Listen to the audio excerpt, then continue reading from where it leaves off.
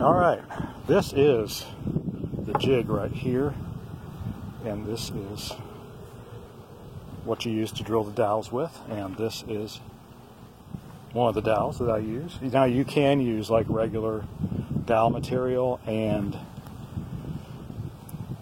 the smooth stuff and cut little pieces. I like these pre-made ones mainly because of the little ribs on them. It lets the glue escape out of the bottom of the hole better. And so you get the entire hole, the whole depth tends to be covered with glue, and so I think they hold better. Well, they do hold better. And here's a little Allen wrench that adjusts that. So what we have here is that this dowel is 2 inches long. So that means I want 1 inch in this board and 1 inch in that board. So what I'm going to do, I set the depth gauge on this to 1 1/8 inches. So even if it bottoms out on one side, it still has 7/8 of an inch holding power on the other, which is fine for this, for this application. If I was a little bit more concerned about getting exact, I might go like 1 1/16. But it's going to be fine. So that part works out.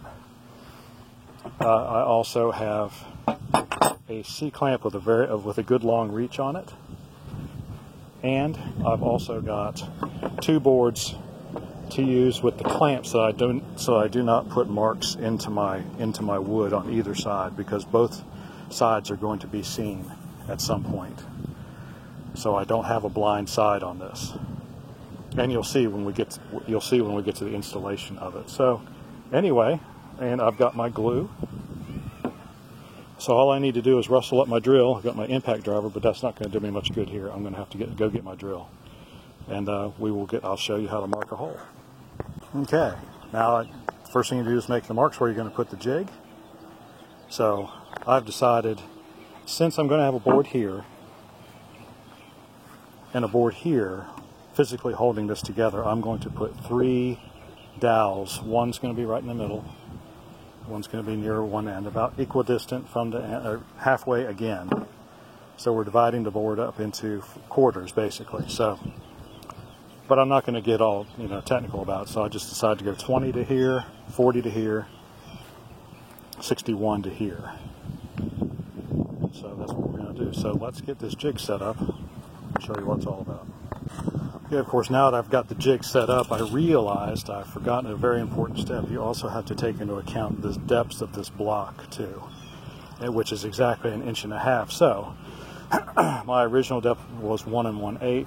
Got to add 1.5 inches to that, so that's 2 5/8. And so that's what I couldn't figure out why this was set so deep when I picked it up out of my toolbox this morning. But now I realize it's been a while since I've used it, so it's just the way things go sometimes. So anyway,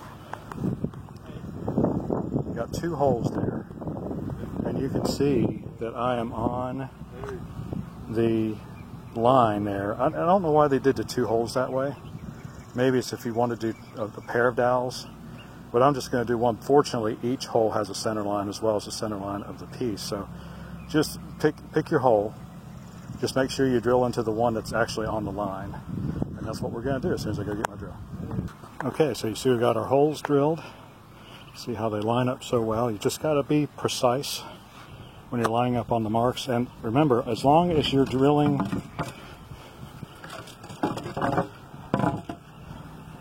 as long as your jig is set up on the side of the board that has the pencil mark on it, you can't go wrong, because I don't think these are quite centered up.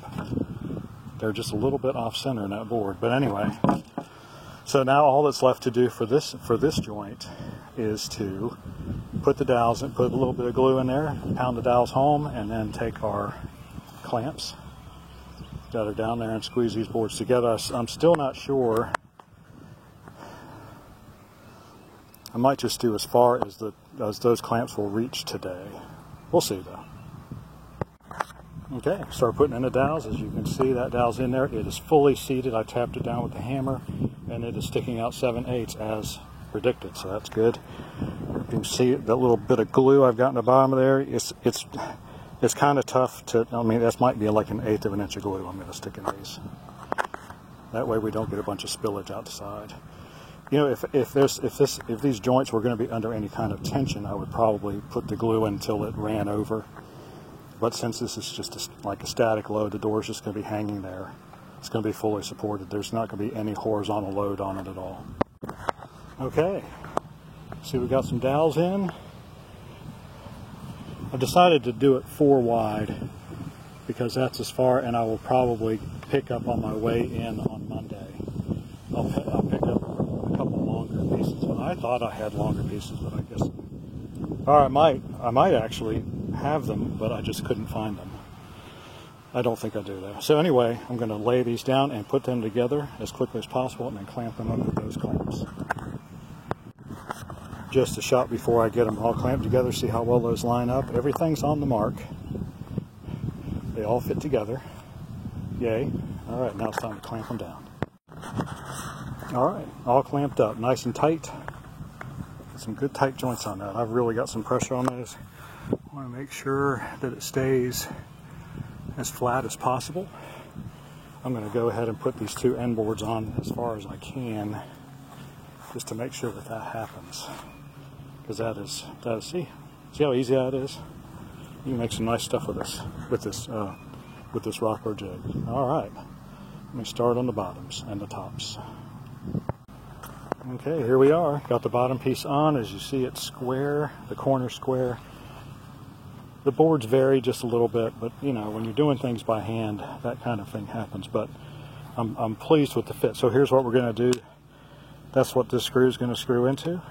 So this will be on the front of the door, the part that's always seen. I told you sex bolts before, they didn't have any at Lowe's. And then I've got some washers in here for the bolt. So not a whole lot of, but it's going to be good. I think what I'm going to do is I'm going to take this back off and glue it and put it back on there for some extra holding power. Alrighty, got that finished. Remember, this is the back side of the door, which will never be seen unless the door, well, we'll see, I'll show you when we do that. But you can see how those are going to look. Those are going to look, oh, the sun's so bright out here, I can hardly see anything. But you can see those, they're nice and flush. That's what's going to be seen on the, look how it tightened all that up nicely. And then one thing I did want you to see, we'll move on to the other end. We are at 22 exactly, which is exactly what we're supposed to be. So when we put the other 4 boards on, the end of that board's going to line up with the end of the door is going to line up with 44. So we made up a 1/2 inch gap. How about that with these clamps? All right, on to the other end. All right, there you have it. Half a door. Do the other half on Monday. See you then.